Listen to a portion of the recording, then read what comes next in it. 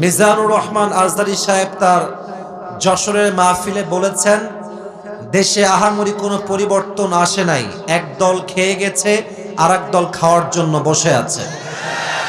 আপনারা বলেন, উনি কি কথাটা ভুল বলেছেন না ঠিক বলেছেন? আজদারী সাহেব কি কোনো দলের নাম উল্লেখ করেছিলেন? এই যে আস্তে কথা বললেন, কোন দলের নাম বলেছেন? কোন ব্যক্তির নাম মেনশন করেছেন? উনি জাস্ট বলেছেন এক দল খেয়ে গেছে আর এক দল খাওয়ার জন্য বসে আছে, এতেই কিছু লোকের গায়ে আগুন ধরে গেছে। আমরা কোনো দলের নাম উল্লেখ করি না। আচ্ছা, মনে করেন যে আজহারী সাহেব কোন দলের নাম উল্লেখ করেই ফেলেছেন, কোন দলের নাম এক্স্যাক্টলি মেনশন করেছেন, তো আমাদের কি জনগণ হিসেবে বাক স্বাধীনতা নেই? বলেন সবাই, আছে না নাই?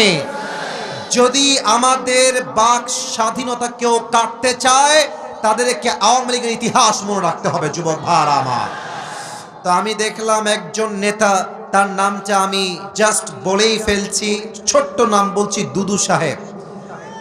উনি বললেন, কোথাকার কোন আজহারি মাঝহারি? মিয়া, আজহারি কি মাঝহারি?